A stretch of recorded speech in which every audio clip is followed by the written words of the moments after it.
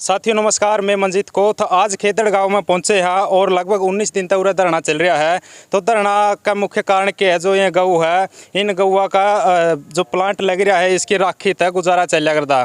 तो ई बुआ राखी का किसी और तक टेंडर दे दिया है। कुछ सरकार का ऐसा रूल है कि किसी सरकारी ठेकेदार तक टेंडर दिया गया है, जिस कारण जो राखी तय इन गऊआ के लिए कुछ चारा का पैसा आया करता अब नहीं आवेगा। तो जो खेतड़ गाँव के लोग और आसपास के गांव के लोग हैं इस धरना पे बैठ गए हैं। तो बातचीत करांगे किसी विधायक तक, कोई प्रशासनिक अधिकारी, कोई मिलन आया कि नहीं मिलन आई है, मिलन गए कि नहीं मिलन गए हैं, तो सारी बातचीत करांगे। रिमन वेबे है जो इस कमेटी के मेंबर भी है और भी पार्षद साहब भी है, वो पहुंच रहे हैं जो, तो सारी बातचीत करांगे। तो राम राम जी। राम जी।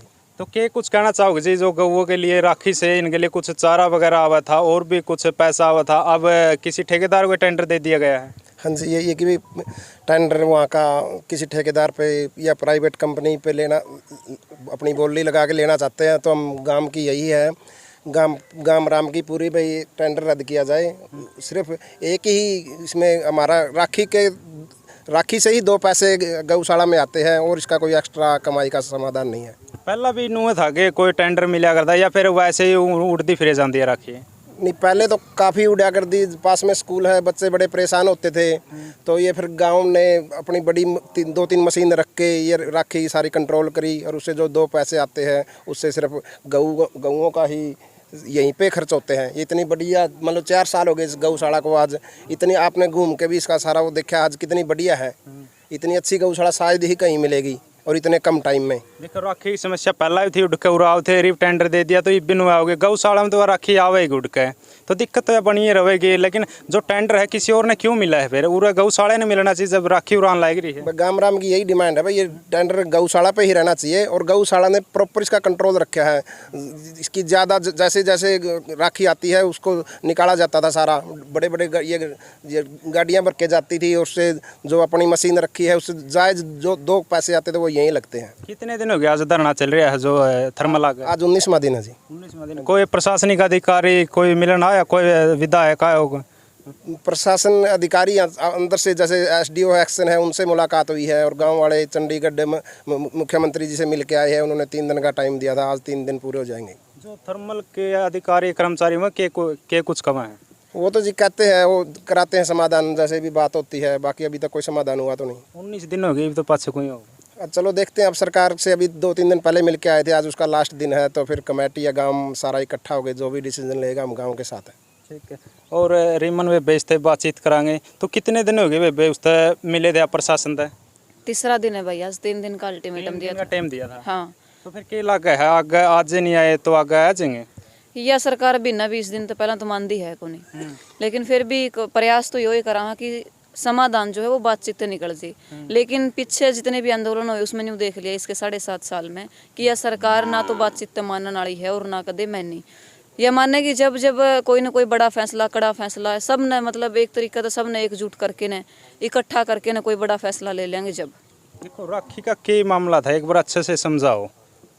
देखिए भाई, राखी का मामला यही था, आज से 5 साल पहले इस गौशाला का निर्माण किया गया था और उन 5 से 5 साल पहले ही थर्मल प्रशासन गांव के अंदर इकट्ठा होकर के आया कि ये जो राखी है थर्मल प्रशासन के लिए भी और गांव के लिए भी, साथ में जो ऐसा लगता बरवाड़ा अग्रोह है, इस पर आने जाने वाले लोगों को कुछ नहीं दिखाई देता था। बच्चे पढ़ते थे, उनकी बुक्स पर भी मैं एक तरीके से कहूँ राख आ जाती थी।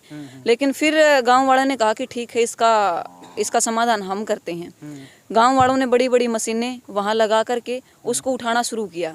अब एक ट्रक वाला आ गया, उससे 10 पैसे बचते थे, दूसरा आया उससे 50 बचते थे। 50, 10, 20 या 100 रुपए में जो भी भराव होता था, पर ट्रक होता था, पर डंपर होता था, वो पैसा जो बचता था, यदि दिन में एक मान के चलो कि यदि 100 डंपर भी भरते थे, उन 100 डंपर से 50 के हिसाब से जो भी पैसा आता था तो वो गौशाला के खाते में जाता था।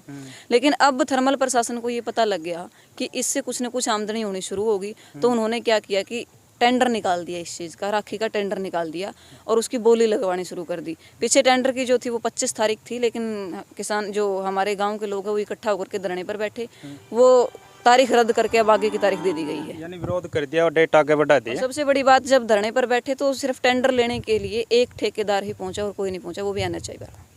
जी। ठेकेदार कुछ नु भी कुआ है जेजेपी या बीजेपी के कोई सरकारी आदमी है जिसके कारण उनकी फायदा मिला है, राजनेता की उस प्रेफरेंस में आऊँगे उरे।